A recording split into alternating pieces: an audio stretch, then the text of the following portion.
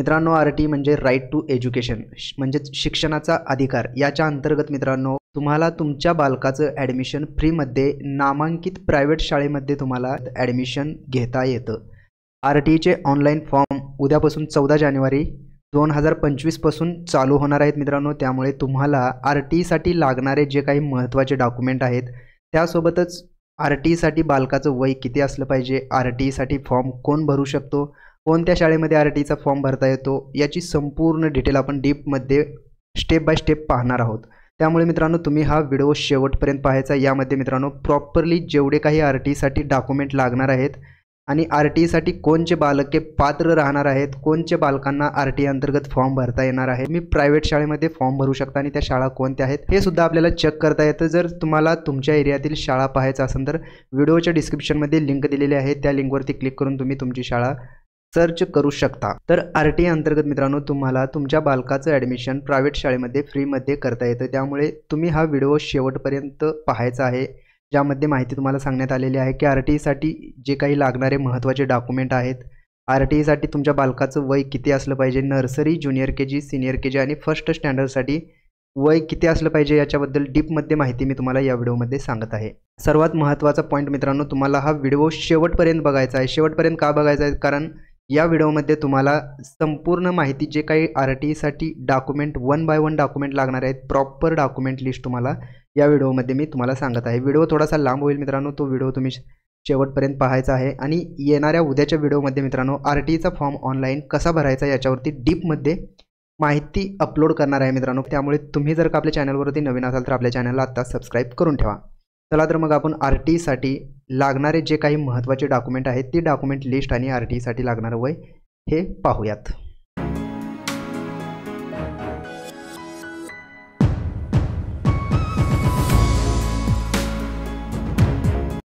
मित्रांनो, तर सर्वात पहिलं तुम्ही इथे पाहून घ्या, ऑनलाईन अर्ज मागविण्याची प्रक्रिया 14 जानेवारी 2025 ते 27 जानेवारी या कालावधीपर्यंत सुविधा उपलब्ध करून देण्यात आलेली आहे. मित्रांनो, ऑनलाईन प्रवेश अर्ज भरण्याबाबतच्या काही सूचना आहेत, ते सूचना तुम्ही इथे पाहून घ्या. हे आपण पाहूयात मित्रांनो. बालकांचा मोफत व सक्तीच्या शिक्षणाचा अधिकार अधिनियम 9 मधील कलम 12C नुसार दुर्बल, वंचित, आर्थिक व सामाजिकदृष्ट्या मागास घटकांतील बालकांना स्वयंअर्थसहाय्यित शाळा, विनाअनुदानित शाळा, पोलीस कल्याणकारी शाळा, विनाअनुदानित आणि महानगरपालिका शाळा, स्वयंअर्थसहाय्यित शाळा या शाळांमध्ये इयत्ता पहिली किंवा पूर्व प्राथमिक वर्ग या स्तरावर 25% प्रवेश प्रक्रियेकरिता पालकांनी या वेबसाईटवरती ऑनलाईन फॉर्म हा भरायचा आहे. ही वेबसाईट तुम्ही एक वेळेस पाहून घ्या. आणि ऑनलाईन फॉर्म कसा भरायचा हे तुम्हाला माहिती नसेल तर उद्याच्या व्हिडिओमध्ये मी डीपमध्ये ऑनलाईन फॉर्म हा कसा भरायचा याच्यावरती व्हिडिओ अपलोड करणार आहे. त्यामुळे तुम्ही आपल्या चॅनलशी कनेक्ट राहायचं आहे. तर आता सगळ्यात महत्त्वाचा विषय तो वंचित घटकातील बालकांमध्ये कोणाचा समावेश होतो, म्हणजे वंचित घटकातील बालके कोण आहेत, तर तुम्ही इथे पाहू शकताय. वंचित घटकातील बालकांमध्ये खालील प्रवर्गाचा समावेश होतो, ज्यामध्ये अनुसूचित जाती, अनुसूचित जमाती, विमुक्त जाती अ, भटक्या जमाती ब, भटक्या जमाती क, भटक्या जमाती ड, इतर मागासवर्ग OBC, विशेष मागासवर्ग SBC, आर्थिक व सामाजिकदृष्ट्या मागास घटक, HIV बाधित किंवा HIV प्रभावित बालके, अनाथ बालके, दिव्यांग बालके, असे टोटल 12 घटकांचा समावेश होतो मित्रांनो. तर तुम्ही इथे पाहिलेलं आहे. तर थोडंसं खाली येऊन पाहूयात आपण. खाली तुम्ही इथे पाहू शकताय, आर्थिक वर्षामध्ये पालकांचे वार्षिक उत्पन्न 1 लाखापेक्षा कमी आहे अशा पालकांच्या बालकांचा आर्थिक दुर्बल घटकामध्ये समावेश होतो. म्हणजेच आर्थिक दुर्बल घटकामध्ये कोणाचा समावेश होतो, तर 1 लाखापेक्षा कमी ज्यांचं उत्पन्न आहे त्यांचं आर्थिक दुर्बल घटकामध्ये समावेश होतो. त्यानंतर 25% प्रवेश प्रक्रियेकरिता विचारपूर्वक 10 शाळांची निवड करण्यात यावी. म्हणजेच तुम्ही जेव्हा फॉर्म भरत असताय तर तुम्हाला प्रायोरिटी देण्यात आलेली आहे की तुम्ही तुमच्या मनपसंतीच्या 10 शाळा सिलेक्ट करू शकता फॉर्म भरत असताना. त्यानंतर पाहू शकताय, पालकांनी अर्ज भरताना शाळेपासून ते घरापर्यंतचे हवाई अंतर हे गुगल मॅपने निश्चित करावयाचे असल्याने शाळा निवडताना अंतराची बाब लक्षात घेऊन पालकांनी बलूनद्वारे निवासस्थानाचे ठिकाण निश्चित करण्याकरिता तो बलून जास्तीत जास्त 5 वेळा निश्चित करता येईल याची नोंद घ्यावी. त्यामुळे पालकांनी निवासस्थानाचे लोकेशन अचूक नमूद करावे. म्हणजेच तुम्ही जेव्हा फॉर्म भरता तेव्हा तुम्हाला गुगल लोकेशन बलून तुमच्या घरावरती नेऊन ठेवायचा असतो आणि तुम्हाला फक्त 5 वेळेस चान्स दिला जातो. त्यामुळे तुम्ही फॉर्म भरत असताना एकदम लक्षपूर्वक फॉर्म भरायचा आहे, एक्झॅक्टली फॉर्म भरायचा आहे, जेणेकरून चूक होणार नाही आहे. त्यानंतर नेक्स्टला तुम्ही इथे पाहू शकता, प्रवेश प्रक्रियेबाबत विहित मुदतीमध्ये परिपूर्ण अर्ज भरला जाईल याची दक्षता घ्यावी. अर्ज सादर करावयाच्या अंतिम कालावधीमध्ये इंटरनेट अथवा इतर तांत्रिक अडचणीमुळे परिपूर्ण अर्ज सादर करण्यामध्ये व्यत्यय येण्याची शक्यता नाकारता येणार नाही. सबब शक्य तितक्या लवकर अर्ज सादर केला जाईल याची दक्षता घेण्यात यावी. म्हणजेच इथे नेटवर्क प्रॉब्लेम येऊ शकतं असं सांगण्यात आलेलं आहे. तर तुम्ही व्यवस्थित हा फॉर्म भरायचा आहे. त्यानंतर तुम्ही पाहू शकताय, प्रवेश प्रक्रियेबाबत आपणास काही समस्या आल्यास RTE पोर्टलवर मदत केंद्राची माहिती देण्यात आलेली आहे. त्यांच्याशी संपर्क करून समस्या निराकरण करण्यात यावे असं सांगण्यात आलेलं आहे. म्हणजे RTE पोर्टलवर मदत केंद्राचा एक टॅब देण्यात आलेला आहे. तिथून तुम्ही काही जर तुम्हाला अडचण येत असेल तर त्यांच्याशी तुम्ही संपर्क साधू शकता असं सांगण्यात आलेलं आहे. त्यानंतर पालकांनी ऑनलाईन अर्ज करताना अचूक माहिती भरावी. उदाहरणार्थ, घराचा पत्ता, जन्मदिनांक, उत्पन्नाचा दाखला, अपंगाचा दाखला, जात प्रमाणपत्र इत्यादी. म्हणजे चुकीचे न देता एक्झॅक्ट जे घराचा पत्ता आहे, जन्मदिनांक आहे, उत्पन्नाचा दाखला, जातीचा दाखला, अपंगाचा दाखला हे तुम्हाला एक्झॅक्ट द्यायचं आहे. ज्या बालकांनी यापूर्वी RTE 25% अंतर्गत शाळेत प्रवेश घेतला असल्यास सदर बालकाला पुन्हा अर्ज करता येणार नाही आहे. म्हणजे याच्या आधी तुम्ही RTE अंतर्गत फॉर्म भरला असाल आणि काही कारणास्तव ते TC काढून घेतला असाल तर तुम्हाला दुसऱ्या वेळेस फॉर्म हा भरता येणार नाही आहे, याची दक्षता घ्यायची आहे. त्यानंतर यापूर्वी 25% प्रवेश प्रक्रियेनंतर प्रवेश मिळालेल्या बालकाचा चुकीची माहिती भरून पुन्हा प्रवेश घेतल्याचे निदर्शनास आल्यास सदरील प्रवेश रद्द करण्यात येईल. तसेच पालकांनी एकच परिपूर्ण अर्ज सादर करावा. एकापेक्षा अधिकचे अर्ज भरल्याचे निदर्शनास आल्यास एकही अर्ज लॉटरीसाठी विचारात घेतला जाणार नाही. म्हणजेच पालकांना सूचना करण्यात आलेली आहे की तुम्ही फॉर्म भरताना एकदम ॲक्युरेट फॉर्म भरायचा आहे, चूक करायची नाही आहे. आणि एकदा जर फॉर्म फायनल सबमिट झाला तर तुम्हाला तो फॉर्म डिलीट करता येत नाही आहे. त्यामुळे फायनल सबमिट होण्या अगोदर तुम्ही एक वेळेस तुमचा फॉर्म व्यवस्थित भरलेला आहे का ते चेक करायचं आहे, तेव्हाच फायनल सबमिट करायचं आहे. चुकून तुम्ही जर फायनल सबमिट केला आणि परत चुकल्याच्यानंतर दुसरा अर्ज केला तर अशा केसमध्ये दोन्ही अर्ज बाद होतील, याची दक्षता घ्यायची आहे. त्यानंतर पालकांनी कोणत्याही प्रकारची कागदपत्रे ऑनलाईन अपलोड करू नयेत असं सांगण्यात आलेलं आहे. म्हणजे ऑनलाईन अपलोड करण्यासाठी तसा टॅबही नसतो आपल्याला जेव्हा आपण फॉर्म भरत असतो. फक्त आपल्याला माहिती द्यायची असते की आपल्याकडे हे डॉक्युमेंट आहे. डॉक्युमेंट आपल्याला पडताळणी समितीकडे जायच्या वेळेस आपल्याला डॉक्युमेंट सोबत घेऊन जायचं असतं. ऑनलाईन फॉर्म भरत असताना अपलोड करण्याची गरज नाही आहे. तर बालकांचा मोफत व सक्तीच्या शिक्षणाचा अधिकार अधिनियम 2009 अंतर्गत 25% प्रवेश प्रक्रियेकरिता आवश्यक कागदपत्रांचा तपशील खालीलप्रमाणे आहे. आता महत्त्वाचे जे काही डॉक्युमेंट आहेत तुम्ही लक्षपूर्वक ऐकायचं आहे मित्रांनो, लक्षपूर्वक पाहायचं आहे की RTE ॲडमिशनसाठी लागणारे महत्त्वाचे डॉक्युमेंट कोणकोणते आहेत हे मी सांगत आहे. तर निवासी पुरावा म्हणून 25% प्रवेश प्रक्रियेकरिता आपण ज्या कार्यक्षेत्रातील शाळा निवडत आहात त्या कार्यक्षेत्रात स्वतःच्या मालकीची निवासी व्यवस्था असल्यास त्या निवासी पुराव्याकरिता रेशनिंग कार्ड, म्हणजे निवासी पुरावा म्हणून रेशनिंग कार्ड चालणार आहे. ड्रायव्हिंग लायसन, वीज देयक, टेलिफोन देयक, प्रॉपर्टी टॅक्स देयक, घरपट्टी, मतदान ओळखपत्र, पासपोर्ट व राष्ट्रीयकृत बँकेचे पासबुक यापैकी कोणतेही एक निवासी पुरावा म्हणून तुम्हाला इथे लागणार आहे. त्यानंतर 25% प्रवेशाकरिता आपण ज्या कार्यक्षेत्रातील शाळा निवडत आहात उक्त कार्यक्षेत्रामध्ये स्वतःच्या मालकीची निवासी व्यवस्था नसल्यास, तुमची जर जागा स्वतःची नसेल तर तुम्हाला भाडे करार ग्राह्य धरण्यात येणार आहे. सदरचा भाडे करार हा दुय्यम निबंधक कार्यालयाचा नोंदणी असणे अनिवार्य आहे. भाडे करार हा फॉर्म भरण्याच्या दिनांकाच्या पूर्वीचा असावा व त्याचा कालावधी 11 महिन्याचा किंवा त्यापेक्षा जास्त कालावधीचा असावा. म्हणजेच तुम्ही जे भाडे करारनामा देताय हे फॉर्म भरण्या अगोदरचा असला पाहिजे ना 11 महिन्याचा किंवा त्यापेक्षा जास्त कालावधीचा असणं आवश्यक आहे. जे पालक रहिवासी पुरावा म्हणून भाडे कराराची प्रत जोडतील त्यांच्या निवासाची पडताळणी करण्यात येईल.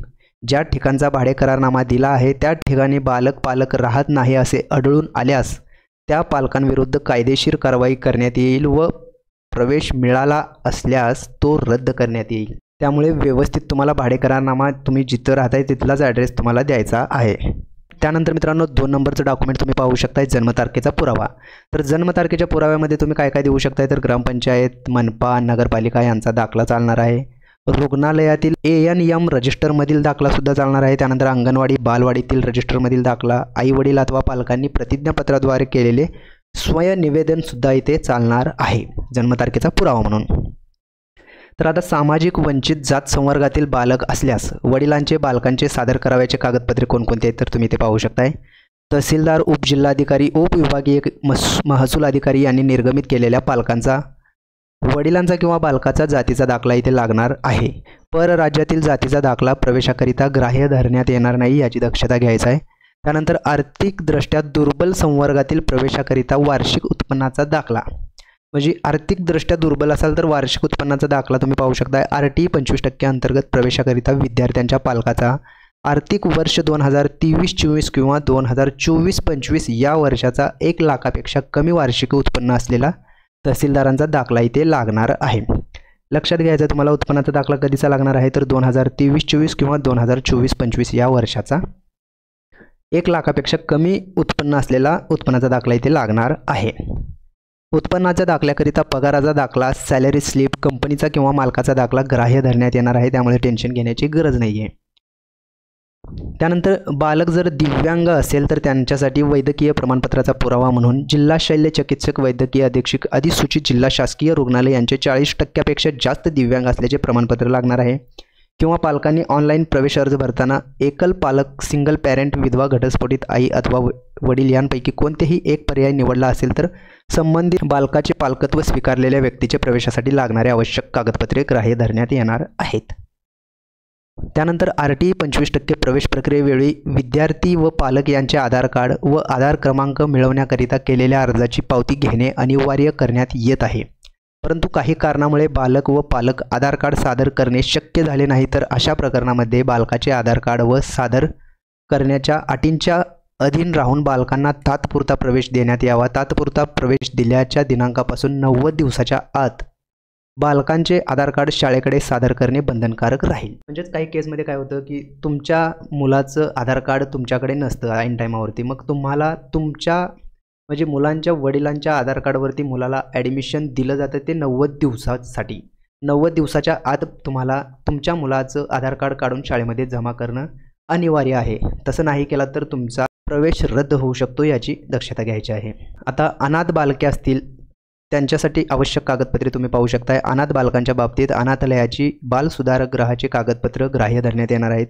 जर बालक अनाथालयात राहत नसेल तर जे पालक त्यांचा सांभाळ करतात त्यांचे हमीपत्र आवश्यक राहील. अनाथ बालकांच्या संदर्भात इतर कागदपत्र उदाहरणार्थ वार्षिक उत्पन्नाचा दाखला विचारात घेतला जाणार नाही आहे, म्हणजे वार्षिक उत्पन्नाचा दाखला यांना इथे लागणार नाही आहे.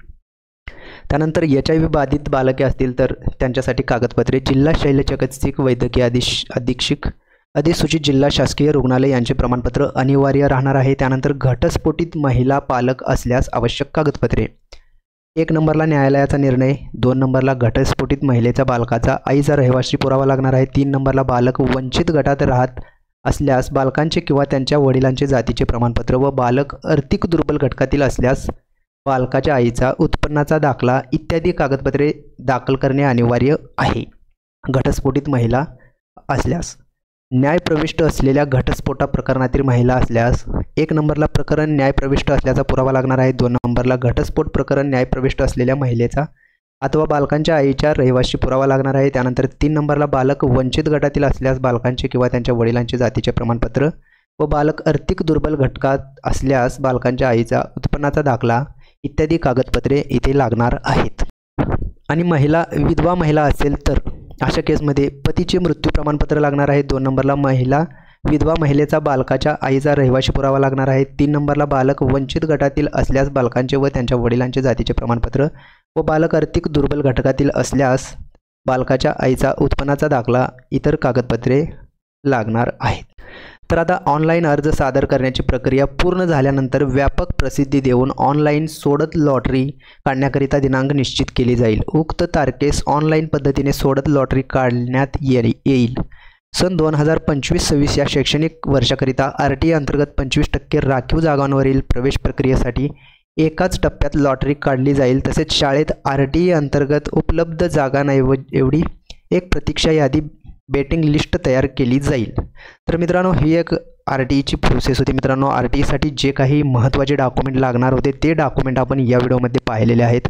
उद्याच्या व्हिडिओमध्ये मित्रांनो RTचा फॉर्म ऑनलाईन कसा भरायचा याच्यावरती आपण डीपमध्ये व्हिडिओ घेऊन येणार आहोत. त्यामुळे तुम्ही आपल्या चॅनलवरती नवीन असाल तर आपल्या चॅनलला आता सबस्क्राईब करून ठेवा. चला तर मग भेटूयात पुढील व्हिडिओमध्ये. धन्यवाद मित्रांनो.